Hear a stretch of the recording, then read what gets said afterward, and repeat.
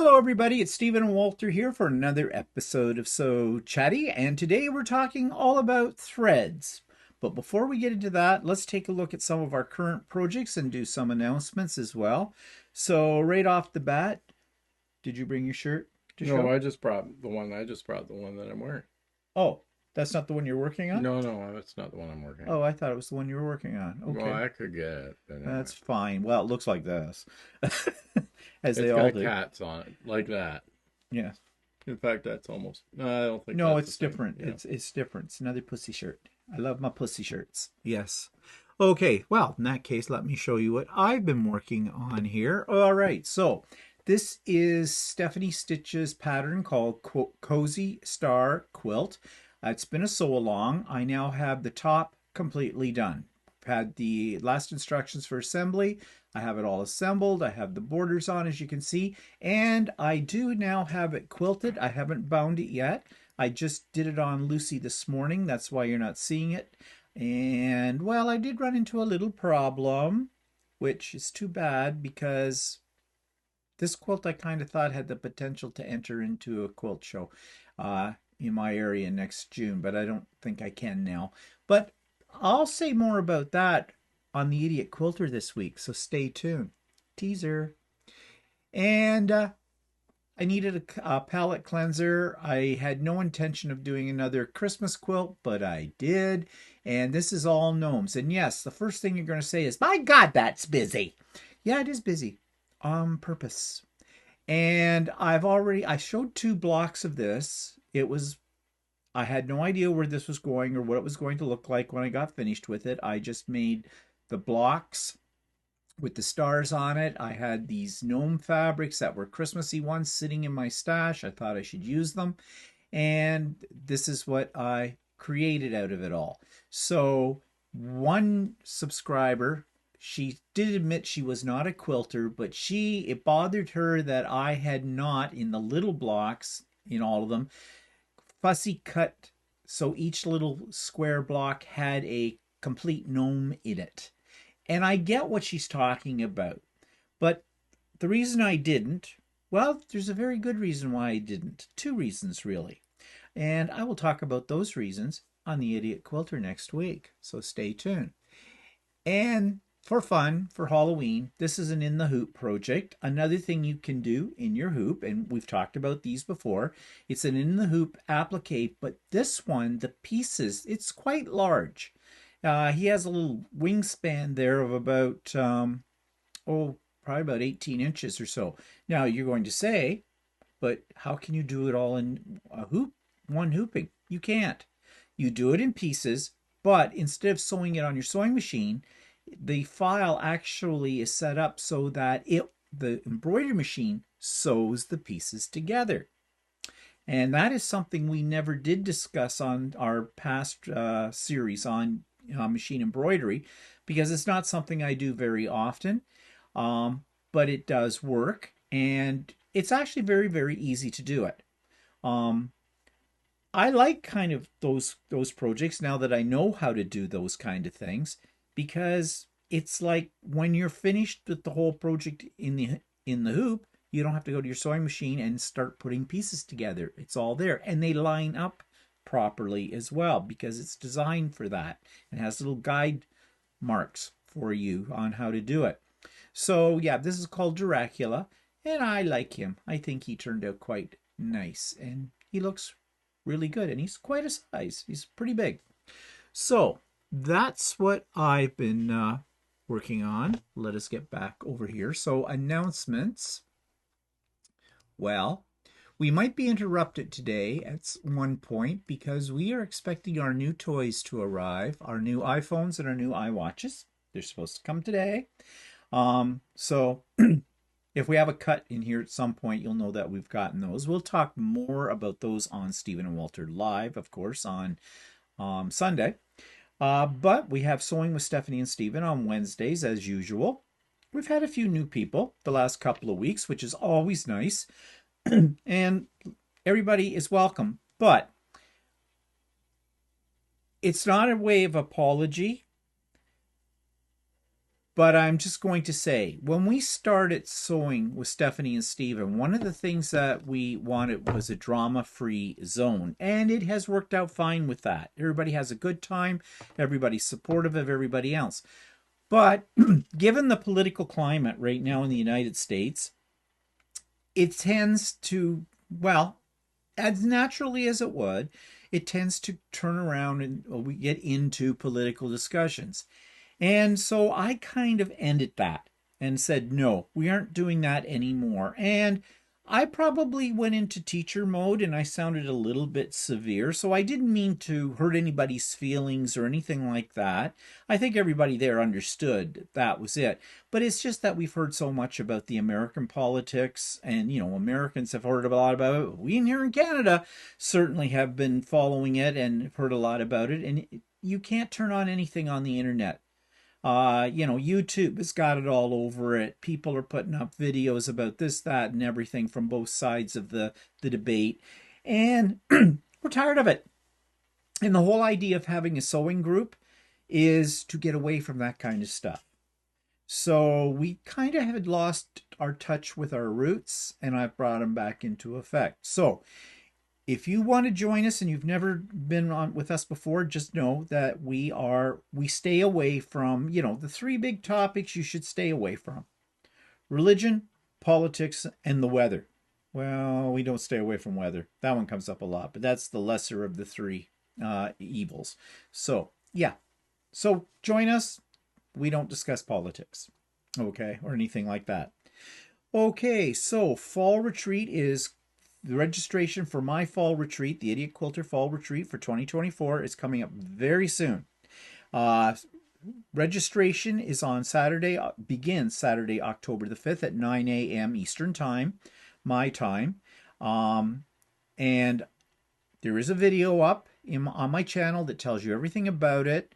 And in that video, in the show notes, there's a whole, you know, the same thing as I say in the video is all there, written format too for you, which you can cut and paste into what are your word processor and have it for yourself. Those of you on the mailing list have already got all that information. So I'm not going to spend any more time going over how this all works because it's there for you. Just to say that it's free. You have to register to save your spot for it. And do check out the video if you're not, because there's something in there called the blacklist. You need to know about the blacklist. Okay, because you don't want to be on the blacklist. So check that out. And registration, as I said, Saturday, October the 5th. It opens that day at 9 a.m. If you try to register before 9 a.m. on that day, you won't be able to, because I'll ignore your email, okay? And you basically just have to send me an email. First name, last name, real names, please. No aliases, both names, or I don't register you. And the email address you wish to be contacted at, if it's different from the one that you have sent that request from. Okay? So if you have any questions and you've seen the video and you still have questions, then please feel free to send me an email and I'll answer your question for you. Okay.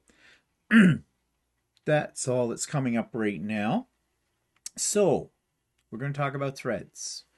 This is not an easy discussion. We have talked about threads before, but people have asked us to do it again, and we're going to do it possibly in a little bit more detail. We know a little bit more than we did the first time we did it, but we still don't know everything. And you would think something as simple as thread, which is basic to our sewing, whether you're a garment sewer or you're a quilter, it's pretty basic, shouldn't be that complex. But it is, because there's all kinds of factors involved. Different manufacturers, different weights of thread, even different machines and how they behave with certain threads, because not all machines like all threads either. So in order to do this in a fairly organized way, I found some articles on the internet that I have read and think they are very good, because they seem to take the mystery out of a lot of this. And we're just going to go through those to start with. And then we're going to go through our stash of threads and we're going to talk about what we know about these threads and that kind of thing. So that's how we're going to proceed with this. And all of the articles are in the show notes. I've put a link to them as well, so you can check them out on your own. But first thing we need to talk about is basically the characteristics of thread. And there are a lot. So this particular article comes from Superior Threads. That's a major manufacturer of threads. And this is a really good website, got this really good article because they talk about thread weight, they talk about fiber types, and they talk about thread processing. So how it's made and all that kind of stuff. But right now, we're just going to talk about thread construction methods because this is terminology that you may hear along the way when you are buying thread. So, spun thread. They say that's cotton or polyester stable fibers are spun into a single yarn and then twisted together. Okay, so basically, thread isn't usually one ply, if you like that term, thinking of like wool and that, for those of you that might knit. It is usually several fibers spun together to create the thread. So you may see on the side of a thread spool 2-ply or even 3 or something like that. And you know how sometimes your thread might fray? We've talked about that. Or it looks like it's actually coming undone. The fibers are splitting. Fibers aren't really splitting. It's just the fibers are coming because of something wrong with your needle. You've either used too small a needle, too large of a needle, or you've got a burr on your needle, has started to unwind the thread. And that's why it starts to look like it's fraying.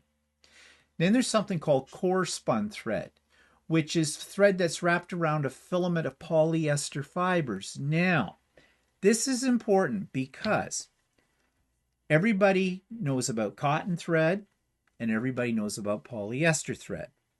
And it used to be that people said that when you're a quilter and you're using cotton fabric, as we do, you should always use a cotton thread. You should never use polyester because the old way of thinking was, and this was true, polyester is harder on cotton and eventually will, excuse me, rip through the cotton. That's the way when polyester first came out, it was pure polyester, basically plastic in a sense. And that's how they made it. But they have improved that over the years. So now what they do is they'll take a strand of polyester and they use it as their core. And you know what I was just saying about the wrapping of threads? They wrap those threads around the polyester. So you could have a cotton thread, or you'll find it called cotton polyester blend, something like that, or cotton polyester core. Those threads are perfectly acceptable in doing modern quilting because the polyester, the cotton thread protects the polyester from wearing into your fabric, and it makes it stronger as well. So that's an advantage to that. Then texture threads, and these are ones that are like there's something called woolly nylon. Yeah, I have a spool of it somewhere, but I don't know where. Oh. Well, woolly nylon and different ones like that, they tend to be fluffier, if you want, for lack of a better expression. They're fluffier threads, so if you're doing embroidery or serging work or even decorative stitching, these threads add texture. These are not the kind of threads you would use for piecing. You use a standard thread for piecing. I'm talking about, well, both garment sewing and quilting, because these threads aren't meant for that. They're meant to add a decorative element. Filament thread, it says it's shiny thread made of strands of polyester, rayon, or nylon. These are synthetics, okay? And you will find that if an embroidery thread, for example, and I'm talking about machine embroidery threads, are actually polyester. They tell you that. And that gets people very confused, especially quilters when they enter into the world of machine embroidery. They they think, oh, I shouldn't use polyester. I don't use that in my quilts. But what I've already said about how they make polyester threads today, they're fine, but they have a shine. And you want that shine when you're doing embroidery in most cases. It just makes your whole pattern that you're stitching out look so much nicer with it. Monofilament thread. I'm going to talk a little bit more about how I use monofilament, but basically this is your um, invisible thread to a certain degree. And a lot of people hate monofilament threads because they're like sewing with fishing line. Well, they've improved that as And it's well. also usually a very lightweight or It's a very lightweight thread, meaning a yeah, very thin thread yeah. with that. So I will come back and talk about how I use monofilament thread. Bonded thread is a thread that's resin coated on the outside of the thread. It just makes it a stronger thread. It's for heavy duty sewing applications, so you probably would never use that for garment sewing or for um, quilting, but you might use it for upholstery. Yeah, so there's different kinds of threads based on what application you're Yeah, using. Yeah. so this is what creates the confusion. Now, you can limit your confusion very easily. I mean, let's face it, out of the majority of people who sew, there's two major types. We have garment sewers, i.e., Walter, quilters, i.e., me. No, I suppose what you're saying that, but I mean there are also people that do industrial sewing, like people that are sewing boat sails Well, and yeah, things like yeah. that. Yeah, But what I'm saying is, I said the majority of yeah, I people know. fall in the two classes. Those other ones are specialty things. And sometimes you may venture into specialty sewing. Like, you got a sailboat, you make a sail. If you're doing some upholstery work, something like that, Or or people canvas. that have sewn a canvas cover for their outdoor patio umbrella or Yeah. something like that. So you're not going to use for those kind of jobs, you're not going to use your cotton thread for that. You're going to want one of these other ones, like this bonded thread or whatever, a stronger or thicker thread for those kind of jobs. But for most of us, if we're sewing garments or we're sewing quilts, there's probably only two types of thread that you'll use. And that has comes down to basically weight. So thread types they talk about here very quickly. We've already talked about cotton. Cotton is what cotton is. It's cotton thread. Then there's polyester. Core spun, we already talked about that. That's where the cotton thread may be wrapped around a core of a filament of polyester. Filament polyester is very much is just polyester. It's an artificial uh, thread, man-made thread. Yeah. In a sense, it's a chemical process. Monofilament, that's your invisible. Spun polyester, again, that's just polyester threads that have more than one strand that they're wound together. And then there's rayon and nylon, which are old style. Well, we still have them, but these are Yeah, probably, there was rayon that was used for a while in embroidery, but it's now polyester seems to have taken over from it because the rayon would tend to fade after time. yeah. And then, of course, nylon. Now, you can read all about these. This article I've put in the show notes. And of course, then we have the metallics. We'll talk a little bit more about metallic thread in a minute because everybody wants to use metallic and everybody curses it, me included. And then there's something called glitter or mylar, and these are very specialized threads. They're kind of like metallic. They're used for decorative stitching, and they can be a bitch to work with as well because of the way that they're manufactured. And then these are the different ways you often hear about mercerized threads.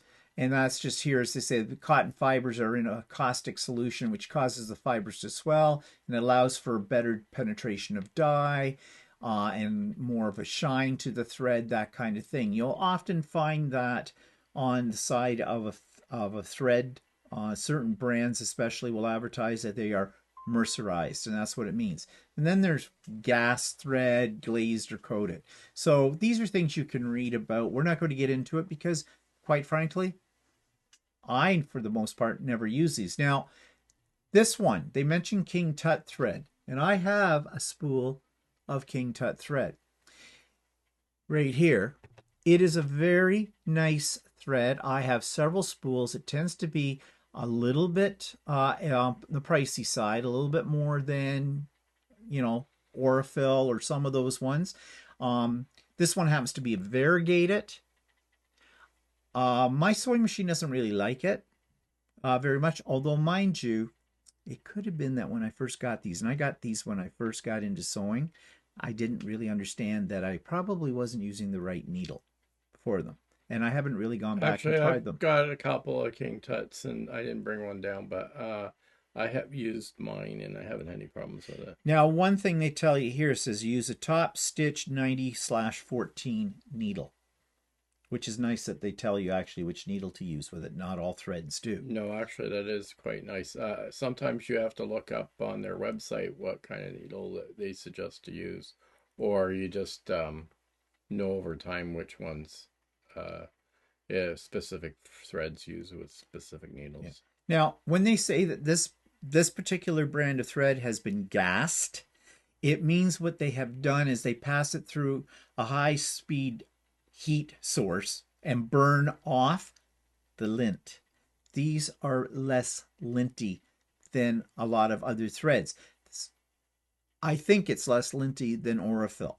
So if you've got something you're working on and you're having to constantly clean out your sewing machine from it, you might want to use a thread that's been gassed. Personally, I never have that problem, but I don't know. There may be applications where you might have that. So as I said, you can read all about this in this article. It's in the show notes below. Now, if we talk a little bit about types of thread, and we'll go to this article for that. And this is put out by something called Melly Sews. I found, I just thought it was very clearly explained. You have to get through her verbose writing though. So she talks basically about sewing threads are described by fiber, weight, and use. So we already know about fibers like cotton, polyester, etc. And the weight though of the thread, this is something that confuses people a great deal because the numbers don't work the way you think they would. What we're talking about in weight is basically how thick the thread is. As a piecer for a quilt, the standard I use is 50 weight. That's the usual. You could use 40, you could use 60. If I used 40, 40 is a little thicker. The lower the number, the thicker the thread. Yeah, but the one problem is that not all thread manufacturers display their weight. Yeah, which makes it even more confusing. If you want a finer thread, you go higher, like 60 weight. I use a 60 weight in my pre-wound bobbins. That's what they come as. Okay, so let's just go back to weight sizes, right? Weights are usually, the smaller the weight is usually the thicker the thread. Yeah. And the higher the number, like an 80 weight is a thinner thread. So a 12 weight's really thick. An 80 weight is really thin. Okay, I thought I just said that, but that's no, I don't think you did. I did, but you don't listen to me.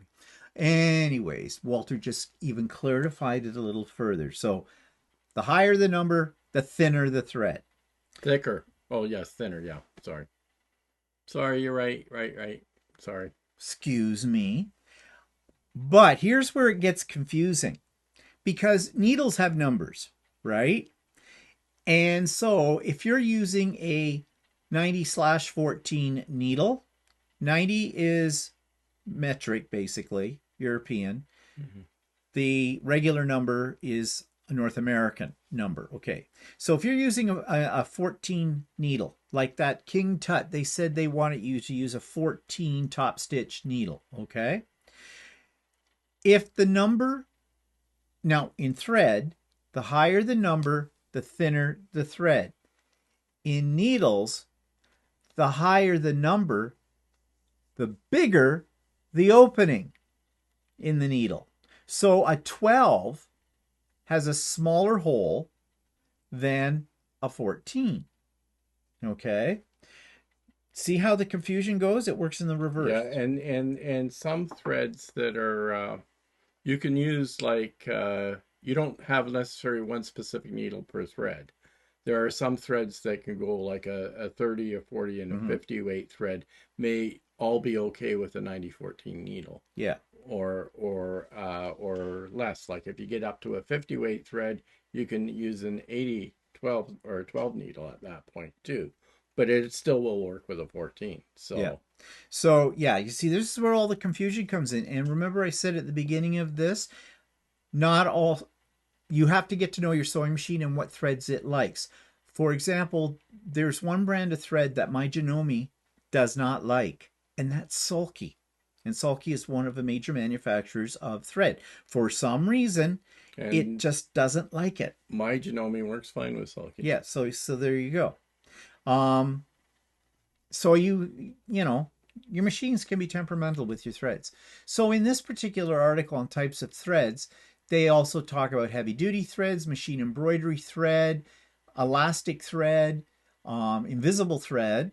They say like thin fishing line. That's the monofilament. We'll come back to it. And then serger cone thread. Okay, so sergers do have a little different grade of thread in those. They talk here about, I thought this was kind of interesting. I'm not going to go through it all, but they talk about how to choose thread. Well, basically, it depends on your project, okay, and what you want to do with it. Yeah, and what purpose you want the thread to do, Yeah. you do with it. If you are sewing a garment or a quilt and you want your pieces to stay together, you use one kind of thread. But if you're top stitching around, like on a collar, Actually, I should have brought a jacket down. Sometimes top stitching is a heavyweight thread that shows a very definitive line when you top well, I stitch. think you should go and get it. We'll just pause here and you can get that. Okay, so Walter's got his jacket here so he can show you the top Okay, this is stitching. a jean jacket that I made, which I haven't completely finished. But anyway, um, the top stitching, you'll notice I used a very thick thread down here to embellish this jacket. So that is what top stitching is. Most people would notice it as stitching on a pair of jeans. If you have a pair of blue jeans, you'll notice like the yellow stitching that goes down the inside seam of your leg or whatever on the seams, and that is top stitching. And we use top stitching on not so much on a quilt, although you could, but if you're making a table runner, for example, it's you usually sew about an eighth of an inch away from the edge, and you go all the way around just to because you have different layers together. It just keeps things nice and crisp on the edges of that. So that might be when you'll use a top stitch, and that is when you could use a thicker thread, like Walter just showed there too, because it's not just holding things in place, but you're using it as a decorative type of an embellishment to Yeah, what you've so on created. on that jacket that I just showed you, I used a 12 weight thread on it for So which top is a very stitching. heavy thread with it.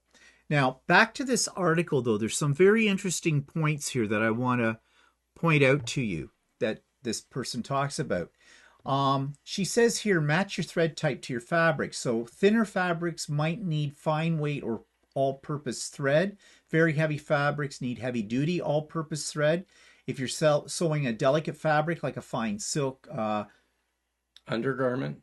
yeah, chemise, is that chemise? Yeah, No, is that or nothing? you're making a lightweight blouse for a lady or something, you would Yeah, use a very fine thread. so like a silk thread, like you can get So threads in silk too. also the not monofilaments, the the high weight threads like the 80s and the hundreds, A high, yeah, okay, high weight, yeah, okay, or sorry, the high weight number. number. Like an 80 or 100 is recommended for like a very fine sewing fabric. Yeah. So she says in the next one, because she comes to this, um, she says, match your thread type and needle. There's no point in using a fine weight thread with a large needle. If your fabric needs fine weight thread, it also needs a smaller needle. So fine weight thread with a 70/10 needle, heavy weight thread with a 100/16 or larger needle. Mismatching your needle and thread is a good way to frustrate yourself with thread breakage. So basically, again, this can be very confusing, because the other thing that makes it confusing with needle sizes is they always give you two numbers. One's European, one is North America.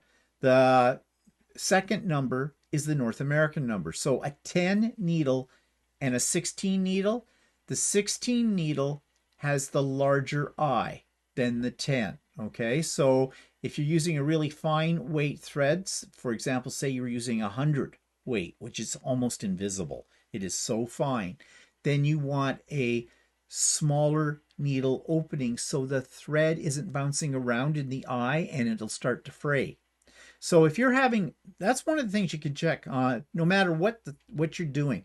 If you're sewing something and you're getting a lot of thread breaks and you're getting a lot of fraying of your thread, chances are you've got the wrong needle in. So, check what size you've got in there and go to the next size up or the next size down and try it and see if that helps, improves, where you had less breakage, less fraying, or no fraying. And you have the same problem with if you have a thick thread like the stuff that I used on the jean jacket.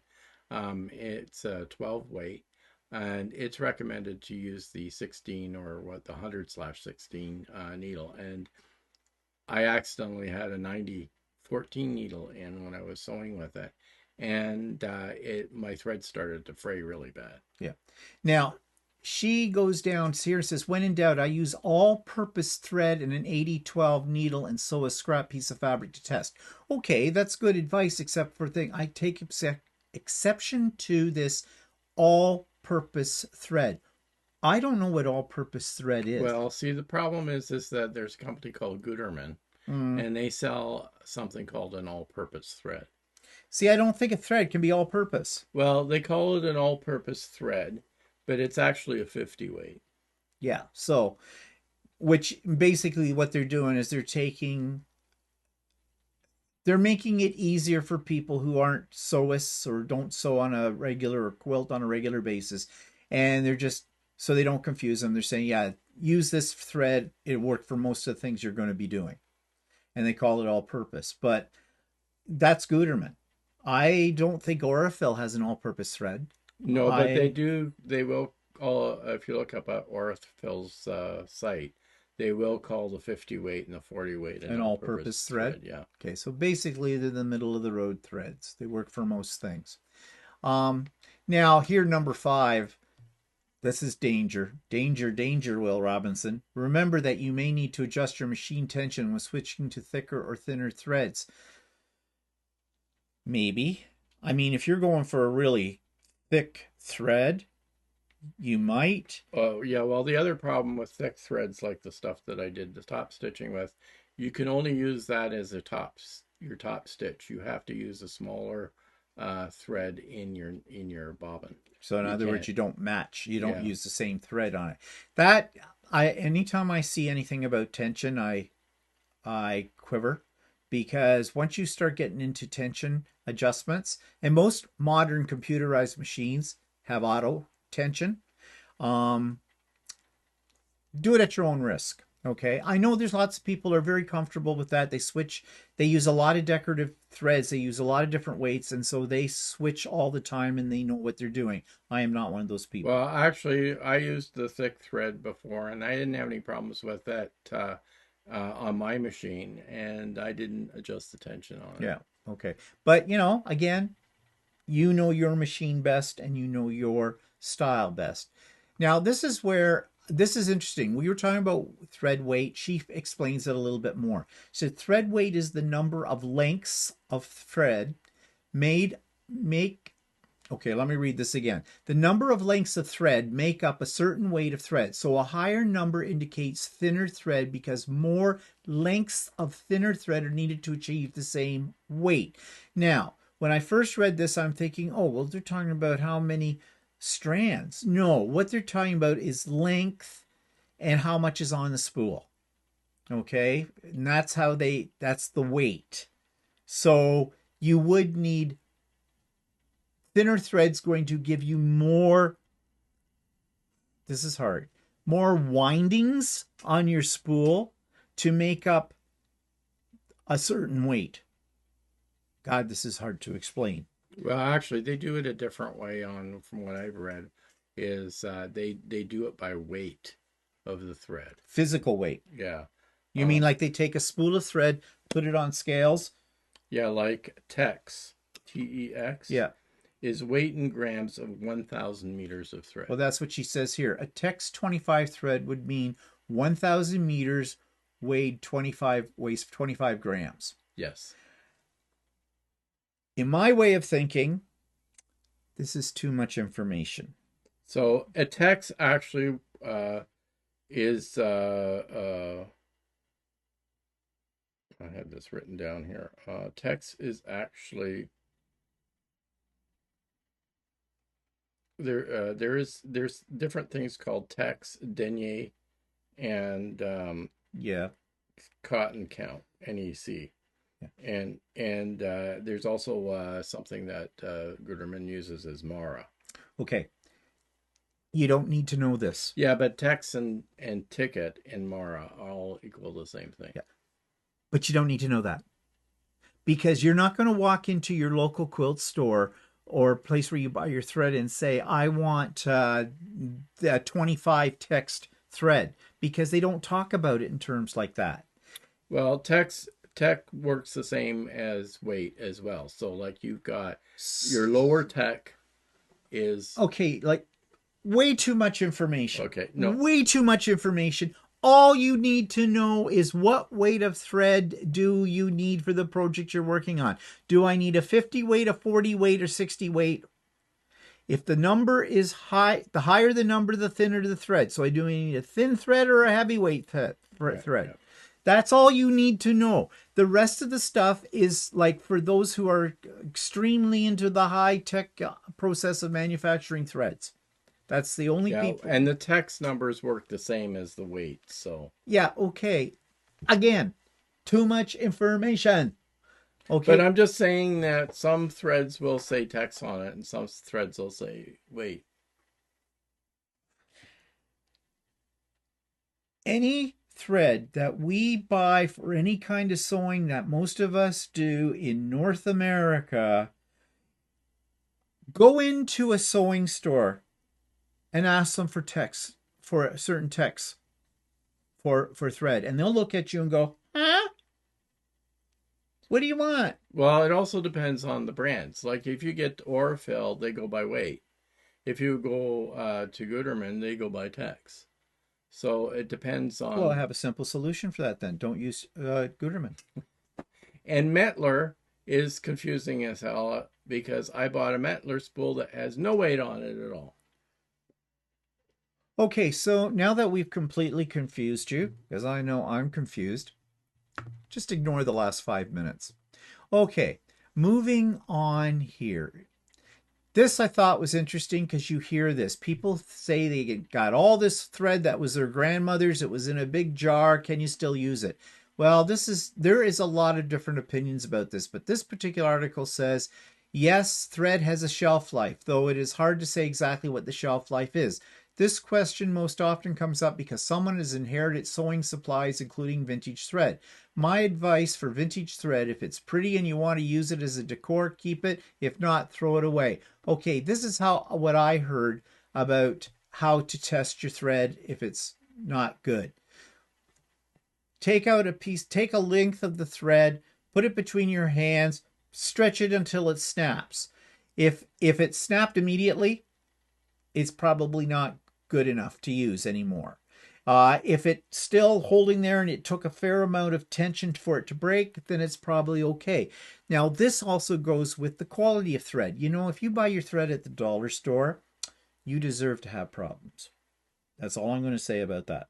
Okay? But you can do the same thing, because that thread is not necessarily quality thread. And if it snaps immediately, then don't use it. You're buying trouble with it. So that's the test that I was told for thread to see if it's any good. And then she's got some pictures of it, and it talks about vintage thread being fuzzier too over time and all that kind of stuff. You know, I would say leave it in the jar and look at it as a pretty object or it's something as it brings memories of grandma to you, and go out and buy yourself new thread. That's what I would say to solve the problem. I don't know. But whatever. You do Yeah, you you. would think that the new modern thread is manufactured better than Well, it the is. older thread was. Well, it is. So, is it worth it? Is it worth it because you've got this little wooden spool of thread and it's still got, like, it almost looks like a full spool of it? Is it really worth taking the chance as you're sewing a garment? I mean, nothing says you use cheap thread like the first day you put on a blouse and the sleeve dropped out in your hand. Okay, that might be a problem. I don't know. Unless you're making costumes for vaudeville or something and you want to rip away outfit, strippers, whatever you're sewing for. But no. Okay. So the other article is basically, this is just a list of thread manufacturers. You've heard us talk about some of these. We don't know all of these. Okay. You might. I have never heard of Anchor Thread. No, Do you use that to sew an anchor? I don't know. no, Aurifil is the thread of our choice. Why is that? Well, when I got my sewing machine, my first one, that's what my local quilt store sold, was Aurifil. And we have been to what would you call it? A seminar about that was put yeah. on by Aurifil, talking about the process of their threads. They're made in Italy. They have a distribution center here in Canada. I don't think they have one in the United States yet. In fact, Aurifil thread tends to be a little bit more expensive in the States than it is in Canada. Um, Not by a lot, but even with the exchange rate between our currencies of our two countries, Aurifil tends to be a tiny bit less expensive in Canada. And that's probably because they have a plant out west here. Um, it's Egyptian cotton that they use for it, so it's good quality. And we've never had a problem with it. And you use Aurifil for all your garments. No, I don't. Oh, I thought you I did. use Orifil or Gutermann depending on what color I want. Oh, okay. So it's interchangeable for you. Well, that's the other one, Gutermann. Gutermann also makes sulky, which I did not realize. And I have a spool of sulky here. It's actually variegated thread. Yeah, I have a spool of that too. And my machine, now this one's a 30 weight. That's Yeah, here. so's mine. You want to know something? What size of thread needle do you use with it? You use a I use a 9012? 9014 You or use whatever. 9014. Huh. I should try it again. Because that was back a long time ago when I first got into sewing. And in fact, I don't know if I've even tried it on my M7. I think that may have been I've on the. used it on a shirt that's a variegated color shirt to It's very pretty, the variegation on it. And yeah. I've got several different ones. I maybe should try this, although I don't use variegated thread very often. It says it's a 30 weight thread, but it doesn't feel as thick as a 30 weight Aurifil. I have a 30 weight Of course, Aurifil. we Yeah. can't see on this screen like the differences. Like, hold it right up. It's not going to help you here if you look at. Yeah, it's about the same. Hold it up where the white of the ceiling is, maybe. Oh, okay. Yours comes out better than mine. The yellowy color one is the sulky, and the orange is the Aurifil, and they're both. I think the Aurifil's a 28, and sulky is a 30. Okay, so again, though, different brands, even though those numbers you'd think they're standard, they're not that standard. Yeah, it is different between the brands. If it says it's a 30 weight, there could be slight differences between brands. Of course, there's Coates, which used to be Coates Clark, whatever. Everybody knows about this thread. It's always associated with garment sewing. It's been around for 1,000 years. There's in the places that we shop, we don't really run into Coates that much. But I remember my mother used to have Coates Clark thread. It was in her sewing basket. So there must have been a place years ago, and I'm talking 50 years ago, whatever. Philtech makes Glide. makes glide, which is what I use to quilt with on my long arm. And then, of course, we have Gutermann here. Madeira. I do actually have some Madeira. There are not a lot of places in our area that sell Madeira. And so I ordered about one of each, like of the basic colors just to try. And they came on these really large That's you bought spools. it as embroidery thread. Yeah, I bought it as for an embroidery. And you want to know something? I have not ever really used it. I probably should give it a try. But you see, I'm a Floriani boy. And Floriani threads, as you know, because we've talked about Floriani before, has a really nice sheen to it. I mean, there's a sheen to the Madeira as well, but I like Floriani just a little And I better. use this brand. It's called it's Monfil sells it. It's called Super B. It's a knockoff from Korea or something like that. Yeah. But it works very well too. I got a bunch of those and I never use it as I'm a Floriani guy because that's what I started with and I like Floriani and it's never given me any grief. Um Now some of these other brands they have up here, a Metler.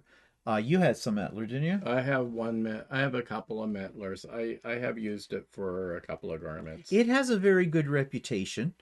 Um But this is the one that if I don't know if I can put it. This is the one that I have. oh, This is the one that I have that's Metler. And I went into the store and I said, "What I was looking for the weight of the thread, and it's not on the spool." And I asked in the store, I said, "How much? How heavy? Like, what's the weight of the thread?" And they couldn't tell me. now that brings up something very interesting about Aurifil. Aurifil, how they do put this their weight on their threads, but they have a color. Oops, I dropped one of my threads. Where'd it go? Under your chair. Oh, excuse me while I go downstairs. Okay, I'm back up. Oh, yeah. Okay. Um, you notice the base? This one's red, this one's orange. Orange is 50 weight. Red is what's red? Red is 12. Well, red is 12. Red's a thick thread. Yeah. It's a 12. It's red, right? The next one up is gray. It's a 28 weight. It's a little thinner than the 12. This one's a 40 weight. It's green, right? And this is a 50 weight. Yeah. You'll probably see the orange ones the most. They're in most quilt shops, right? And some just for an off thing, people don't know about this. Oh, yeah. Little Is side note here. that the bottoms of these come off. The thread, when you first try to find the end of your thread, it'll be underneath that Yeah. little cap that comes off. You can take it. You can take it off. Yeah. I didn't know that the first time I bought it either. But yeah, so Orville's very good in their weights because you can look at their spool and you know if you know the color coding, you know what size the weight Now, is. these are Aurifil threads too. They're the same weights as we've already told you, the green and the red. They're just on smaller spools. Um, Also, this is an Aurifil. It actually has a wooden spool, Yeah, but I think that's but one it's is special. there's a couple of different kinds of wooden spools of Orville. There's this wooden spool, and it is a monofilament. It is it you can use it like in Invisifil or whatever. And this one's a floss. And this is actually they consider it a hand sewing floss, like for needlepoint or for cross stitch. Yeah. Why I have that, I don't know. We got them at that demonstration. Oh, that's right. They gave those to us. That's why we ended up with those.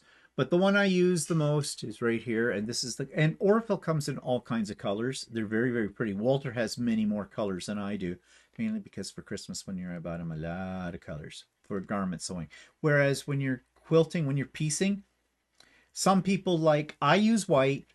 I use 50 weight white for my piecing, Aurifil all the time.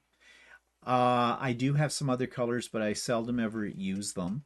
And some people, they prefer to use a light gray for piecing, or they'll use it there's one that is almost white, it's sort of a tanny, a very light tanny color. Some people like it better, whichever. They're all the same weight. They all do the same thing. It's just up to you what you like the best. And I have a spool of Gutermann, which is 100% cotton, and it's a 50 weight from Gutermann that I got free from somewhere, but you know, you could use something like that as Yeah. well if you had a lot of Guterman in your area or whatever. Now, there's a few other brands here that I've never heard of.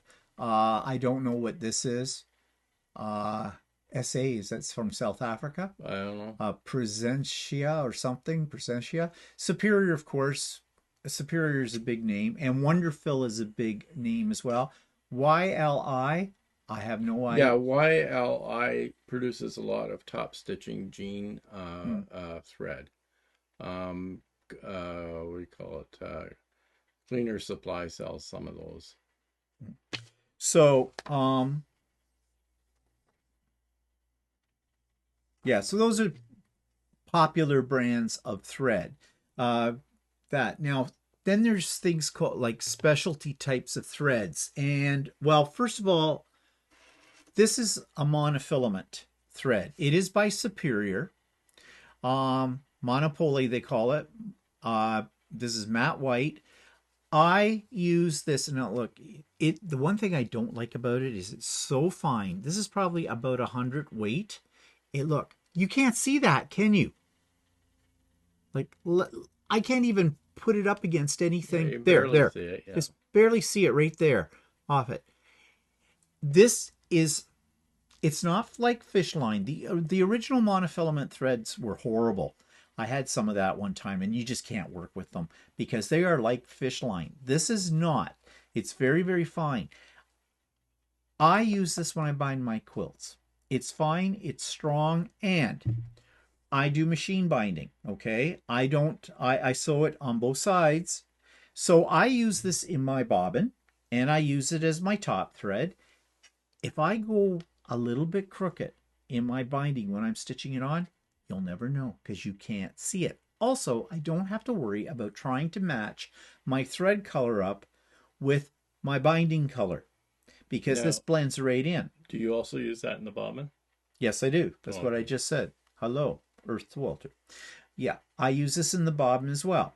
Um, I have to say it's a little trickier to use when you're sewing. You want to slow down a little bit. You don't have to slow down that much, but if you're really a high speed sewer, you're definitely going to want to turn down your speed a little bit on it. But it works really well for that, and that's all I ever use in my bindings now.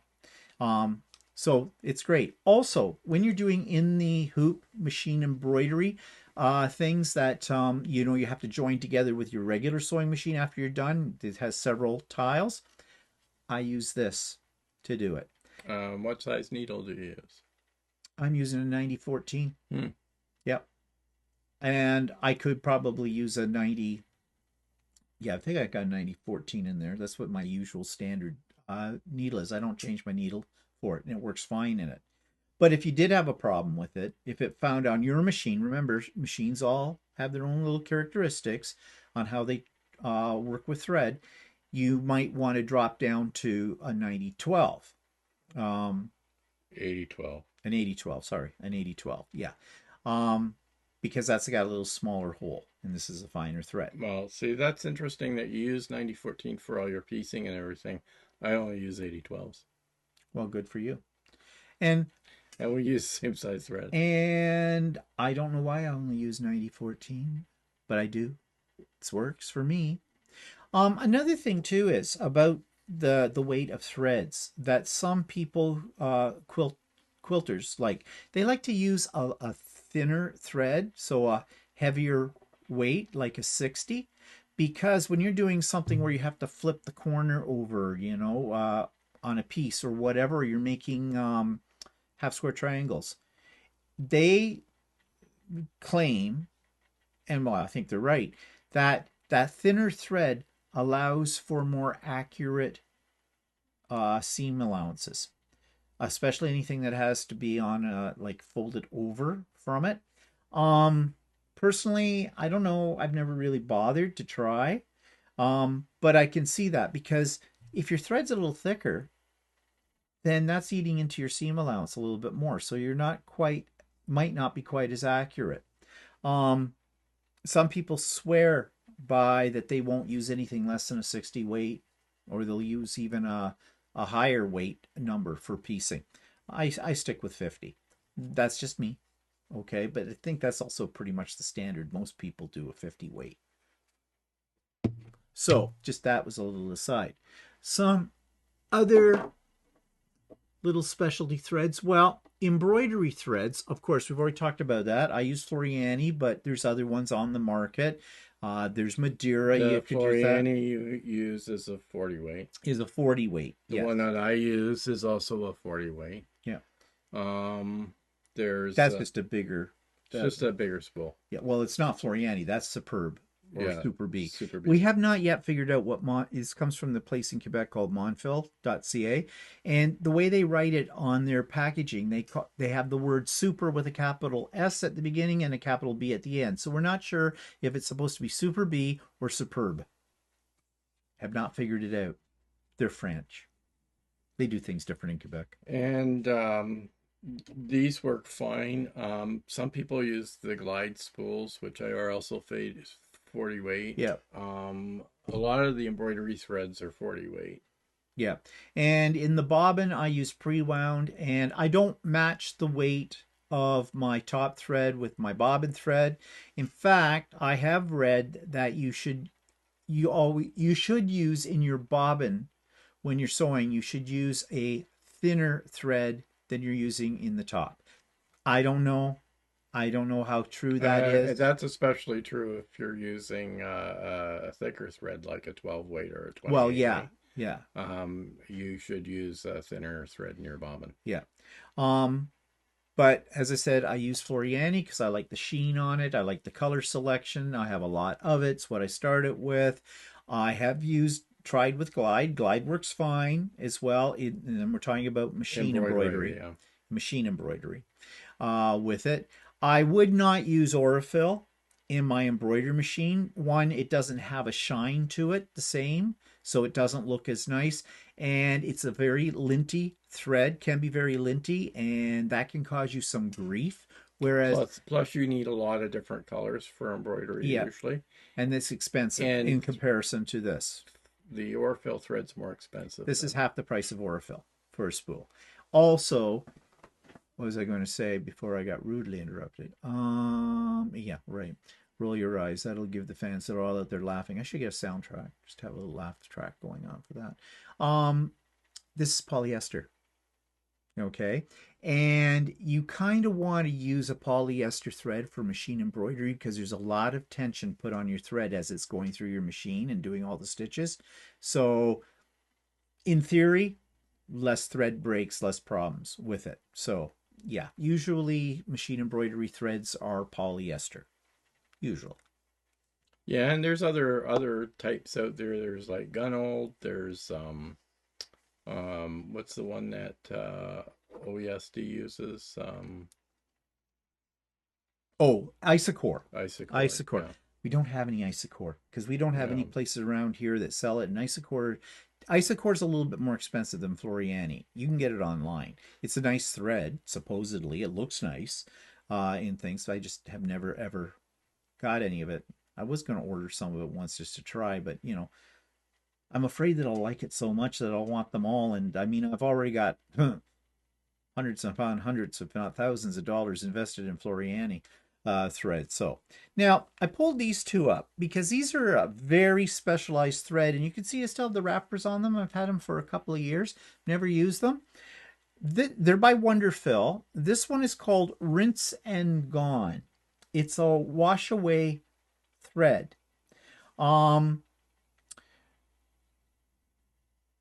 Yeah, I'm not sure what to do with it.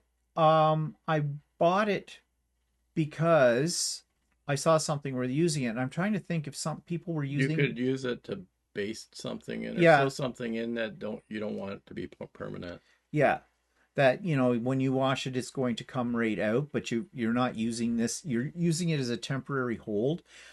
I'm not sure if it's this kind of thing that people have been using in their serger when they do a binding.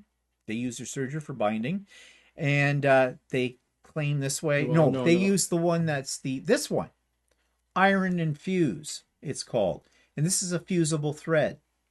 So if you want to hold down your binding before you, like when you fold it over from the back to the front, if you're doing machine binding and you don't want to use clips or, that kind of thing, then they'll use this to hold it down, and they just press it with an iron once they've done a basting stitch all the way around it, and then they put in their regular stitch and they don't have to worry about using clips and things. In my way of thinking, in the time it takes me to clip all the way around and to baste this in and press it and then sew it over, I don't think it's a time saver, not in the way I do it anyways. Maybe other people have. And there's probably all kinds of other uses for this kind of thread. Both of these, the Yeah, I rinse. suppose with the rinse one, you could do if you wanted to hold a seam down, um, and then later go over it with a more decorative stitch or whatever, and you've got it Yeah, I held suppose. down, and you don't want to you can just do it quickly with this thread, and you don't have to. Yeah, and then you can concentrate on it. Yeah, I suppose that would be use. I am sure there are videos out there. I've never bothered to study it. I probably should and see, just out of curiosity. Maybe I'm missing out on something here that I should know. Um, the other thing is serger thread. Serger thread comes on big cones. It's usually less expensive than Aurifil or any other kind of threads. And you have a lot on the cone. Yep, there's a lot on the cone, but you need a lot in a serger, and it's fuzzy. Yeah, it tends to It's be linty. it's not as strong. It is a four. This is a 40 weight. It's not as strong though as the stuff that I use for piecing, like Yeah. a 50 weight or a fill. But it doesn't have to be, because you're not using one strand of this in what you're sewing. No. This will be part of at least two other strands of thread, right? In most cases, four Yeah. when you're serging. But yeah, you wouldn't want it. You can serge with any of the other threads that we've talked about. The problem is, though, do you really want to? Yeah, and you go through a lot of thread when you're searching. Yeah, So it would be very expensive. yeah, very expensive for that kind of thing with it. Now, this is the thread that everybody wants to love and everybody hates, and it's called metallics. Yes, they give a shine and they break very easily. And why do they break? They break because they actually have metal in them. And Now, they it's twist and they go they funny go and fine. They're almost like sewing with a very thin wire. And that is why they break. Their tensile strength, how much tension you can put on them, isn't as the same as on a regular thread. Sure, they look really nice on an embroidered piece or something like that. You would not want to use nothing but metallic threads in a machine embroidered piece, because one, it's expensive as heck, and two, you're going to be pulling your hair out because you're going to spend more time rethreading your machine Mhm. because of the breakage. But in a spot here and there, like you're doing a Halloween cat and you want its eyes to glow a little bit, you know, that might be cute. That might be fun to use with that. Um, but they are a bitch to use. And there is things you can get. There's thread conditioner, which is basically an oily kind of substance that you kind of run your thread through, and it makes it, basically, it doesn't strengthen it. It creates less friction as it's going through the machine, so less chance of it breaking, but it will still break. And I'm and not sure if that stuff's really good for going through your machine either. and it can be quite expensive. Yeah, can be very expensive. Um, but I have some, and I've only ever used it I used as it. experiment. I was doing these Nutcracker, Oh, we're back to your nutcrackers again. Yeah, okay. the Nutcracker freestanding applique, Applique. and on the lapels they suggested that you could use metallic thread on there. Well, had done one Nutcracker and I didn't use the metallic at all, and then I did the other Nutcracker and I thought, well, I'll use the metallic, and actually it worked out okay. But I found that if putting the two next to each other, I didn't really notice the difference between the No. non-metallic and the metallic. So And was it worth it? another way they claim that you can avoid the as much breakage with metallic threads is not to have it on a vertical spool, to have it on a horizontal spool. But if you don't have a horizontal spool, there's these little plastic adapters you can get that'll fit over the what do you call it? The thing. Vertical spool? Well, yeah, the vertical spool, but the plastic piece that the thread goes on, I guess part of the spool, the Okay. post, the Yeah. post Yeah. that slips on it and turns it over, makes it into a horizontal thing. Because of the way that the thread is wound on it, I don't know. You have to experiment to see what works best for you if you're going to put yourself through that agony, anyways, of doing it. Um, there was one other thread Yeah. here. Oh Like, yeah, the variegated. We already talked a little bit about variegated, but variegated is fun thread. And you can get some really nice effects using variegated both in your embroidery machine and in your regular sewing machine. And if you're doing quilting, like on a long arm or whatever, you can get all kinds. Glide has lots of variegated threads as well, and Superior does too, that are meant for that. And I like using variegated threads on a quilt. When I can't decide exactly which color I want to use, yeah, sometimes I I've go to used it on variegated. a shirt before. I had a shirt that had a lot of white space and had like greens and blues and that. And I used a variegated on it because it didn't show up as much as using like a solid color like black. If you had a lot of white, if you use black thread, then Now, one thing you can do, I've seen this online, and people do this. Your sewing machine probably has a lot of decorative stitches on it. So what you can do is go through your thread collection or buy some different threads you're thinking of using and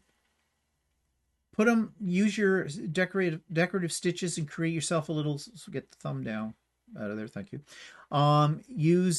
Create yourself a swatch set, of the different threads that you've used and see how they look. Like use the same decorative stitch, but use a different thread each time, and you can do a comparison. You can do that with the thickness of the threads as well. Yeah, it's going to take some time, but if you're somebody that really wants to use different threads and stuff, and you want a record of what those might look like for future projects, then that might be the way to go.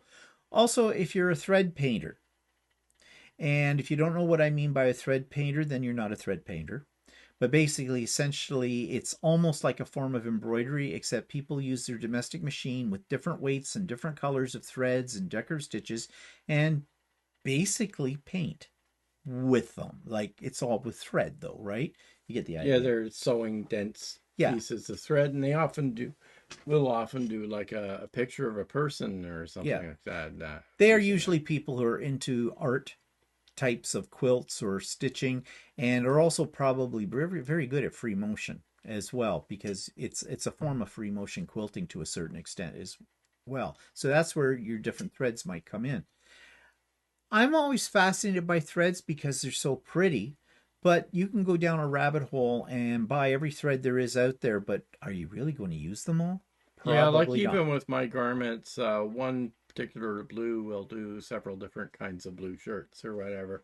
But I have a lot of different colors threads, so I sort of every time I pick a fabric, I go through about 3 or 4 different threads to see what color works with my fabric. But you may not have that problem if you're a quilter because you're just piecing Yeah. seams together. So, and you don't really have to worry about a top thread showing or something like that unless you're doing a binding or something. Yeah.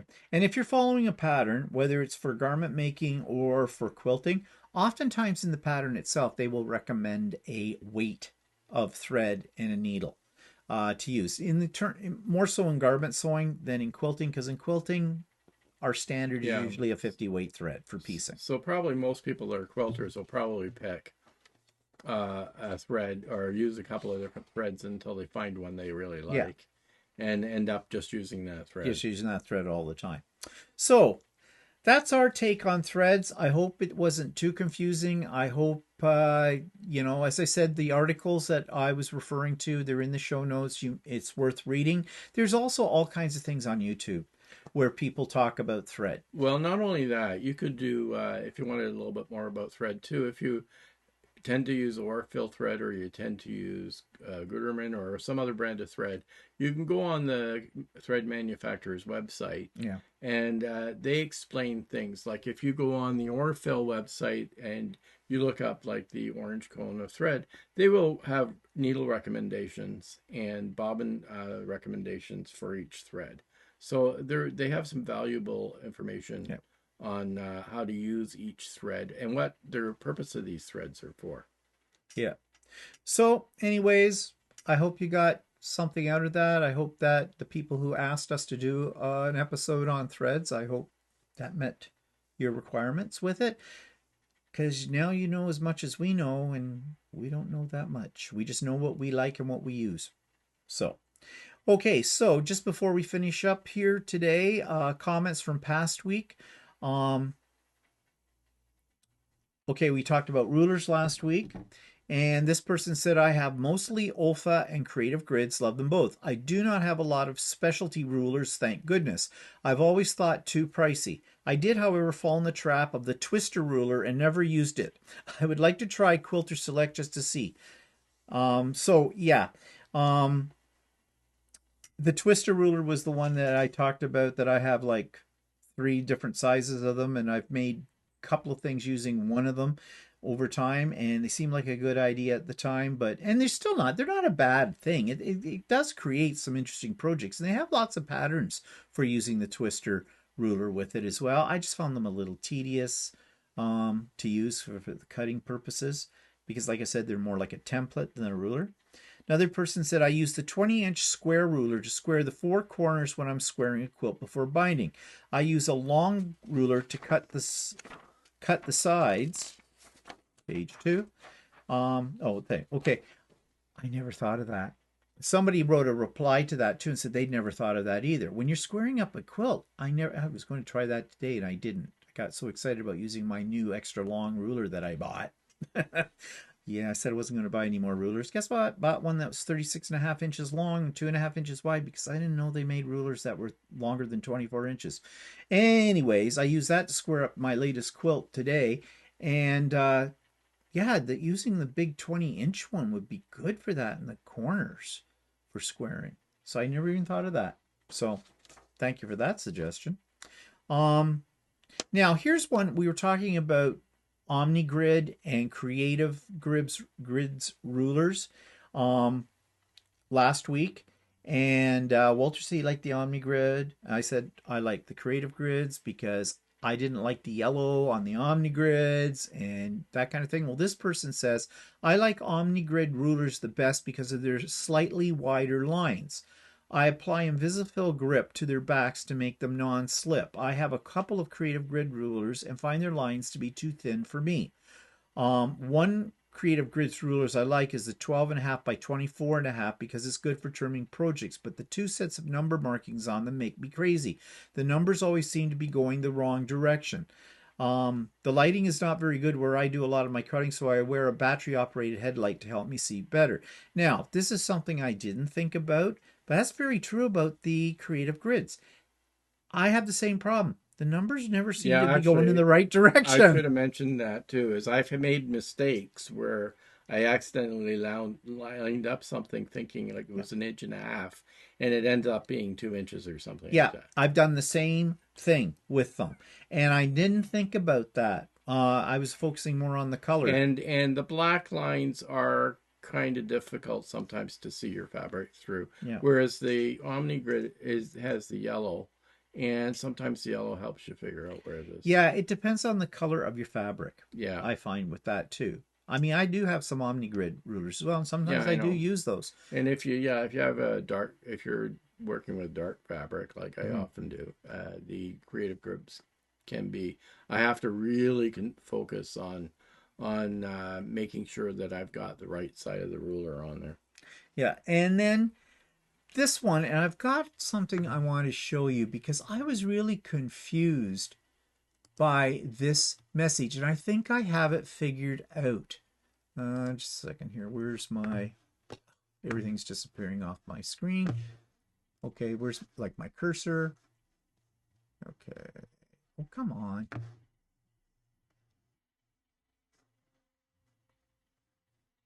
Where's my bloody cursor? There it is. All right, I want to go here. This is what I'm... Bear with me. Okay. Now, one of our subscribers wrote this, and I didn't know what she was talking about. People, remember what I've said about context? You got to give me more to work with. This person says, I bought the one that said you can sharpen your blade. No, if anything, it dulls it. Have to think about this. What are we talking about? We did not talk about anything about sharpening blades in this episode. So I'm thinking that this person meant one of the episodes I did a long time ago about rotary cutter blade sharpeners and whether they work or not.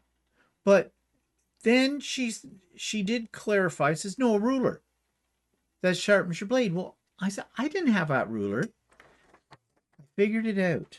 I finally figured out what she's talking about, and this is what it was. This is on Amazon.ca. There is a brand of ruler that it's called Sullivan's, the cutting edge ruler. And the edge supposedly on it will sharpen your rotary cutter as you cut. So if you see right down here, it says sharpens your blade with every cut. Sharpening edge. I don't know how that works. I can't see how that works because your cutting edge of your blade is actually cutting through the fabric. Yeah. And so all it could do is well, it's probably a piece of metal, rough metal or something that rubs against the rotary blade as you go down I don't there. see how that it would do that. And not only that, the blades are sharpened on both sides. So. Yeah. But this person said it didn't work for her, but another person said they had that one too and it didn't work either.